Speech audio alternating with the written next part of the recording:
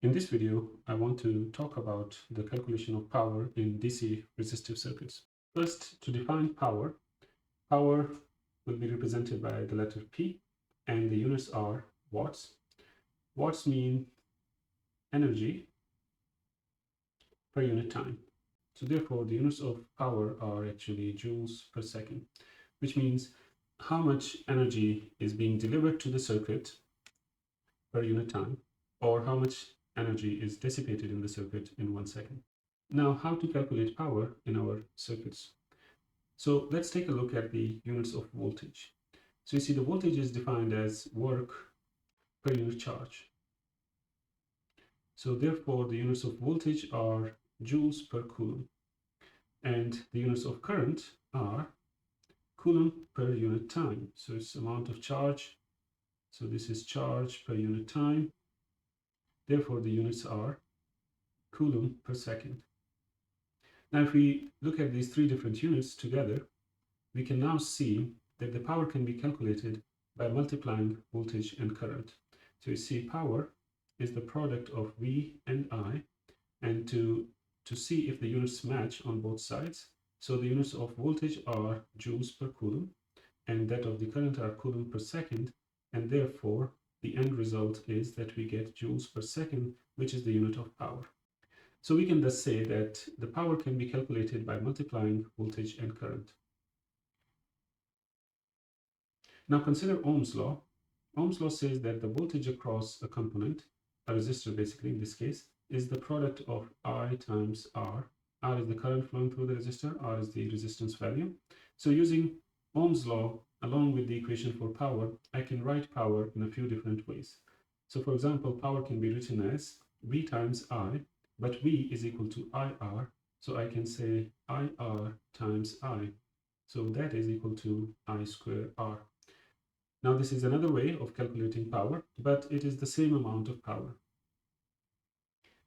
Furthermore, we can also see that the I in this equation, I can write it differently using the Ohm's law. So we can say power is equal to V times I, and I is actually equal to V divided by R. So therefore we can calculate power as V square divided by R. Now all these three equations will give us the same result, the same amount of power that is being dissipated in a resistor. To calculate the amount of power supplied by the voltage source or the power source in our circuit and the amount of power dissipated in a circuit, let us consider a very simple example in which I have a voltage source connected to two resistors that are in series, resistor R1 and R2. Let's say the voltage source is 5 volt and R1 is 2 kilo ohms and R2 is 3 kilo ohms. So we have these two different resistors. Now the resistors are connected in series, so therefore the equivalent circuit would be a 5 volt battery connected to a 5 kilo ohm resistor, because the series combination is just the sum of the two. Therefore, we can now calculate the amount of current that will flow in the circuit, and the current will be equal to the voltage 5 volt divided by the total resistance, which is 5 kilo, and therefore this is equal to 1 milliampere.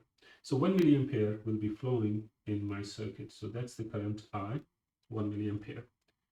I can now calculate the power that is being dissipated in resistor R1 and R2. But before I do that, I just want to calculate the voltages across these two resistors.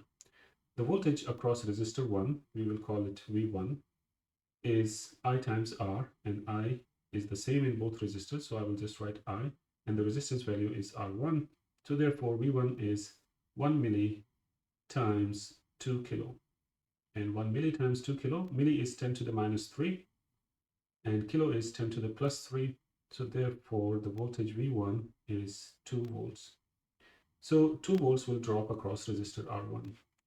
Now, remember that this is our reference node where the voltage is 0 volt, and because of the battery, we will have 5 volt at this point.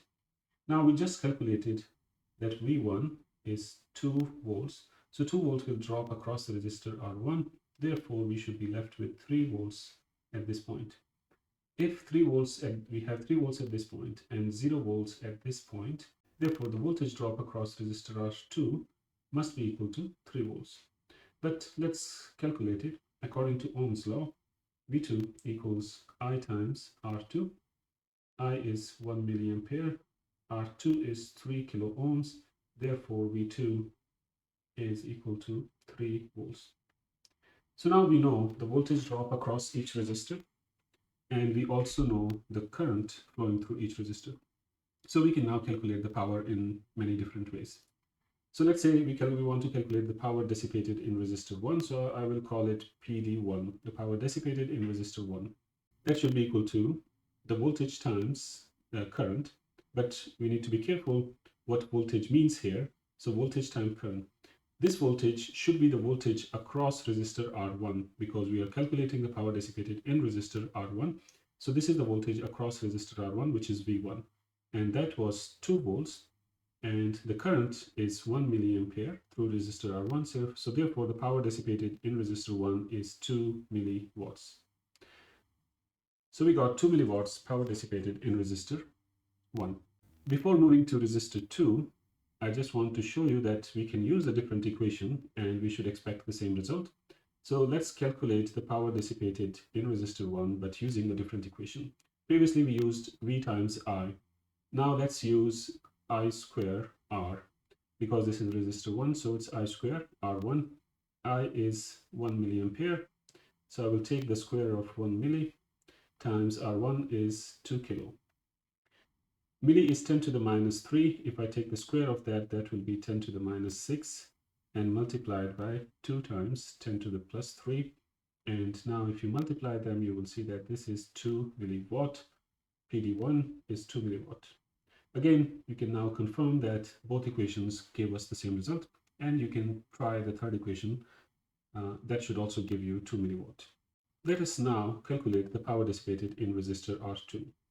So we will call it PD2, and that is equal to I square R2. I square again is 1 milli square, and R2 is now 3 kilo ohms. So therefore, this is 3 milliwatts. So the power dissipated in the second resistor is 3 milliwatts. So we have 2 milliwatts of power dissipated in resistor 1, 3 milliwatts of power dissipation in resistor 2. So by power dissipation, we mean the amount of energy that is lost in the circuit. And in a resistor, the power is dissipated in the form of heat. So energy is being wasted in the form of heat.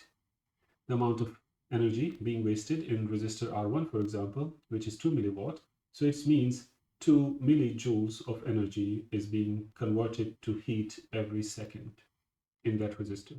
So that's the amount of energy or power that is being wasted by the resistor. Power dissipation is not desired, and we want to minimize the amount of power that is being dissipated in a circuit. Now the total power dissipation, let's call it PD, is the sum of these two power dissipated. So it's 2 milliwatts plus 3 milliwatt. So if we add both of them, we will get 5 milliwatt of power that is being dissipated in the circuit. Finally, I want to calculate how much power is being supplied by the 5-volt battery. So the power supplied, let's call it PS, and that can be calculated using V times I. Now remember, this V is the voltage that is produced by our power supply. Okay, it's not the voltage across R1, it is not the voltage across R2, this is the voltage produced by the power supply, which in this case is 5 volts. And the current that is produced by the power supply is I, which is 1 milliampere. So we know both of the quantities. Therefore, we can say the power supplied by the battery is 5 volts multiplied by 1 milliampere, and that is equal to 5 milli. Now you see power supplied and power dissipated, they are equal, and they should be equal because the amount of power that is being supplied by the source must be dissipated within the circuit. One more thing is that the power supplied by the battery is calculated using this equation, which is V times I. Now you can see that I can only use this equation. I cannot use the other two equations which involve, for example, power is equal to I square R or power is equal to V squared divided by R. We cannot use these equations because these equations are clearly for a resistor. They are not for a voltage source. So to calculate the power supplied by a source, we have to use the product of V and I. This is it for the calculation of power in simple DC circuits. I hope you liked this video. If so, please do consider subscribing. That's it for today. I'll see you next time, and bye for now.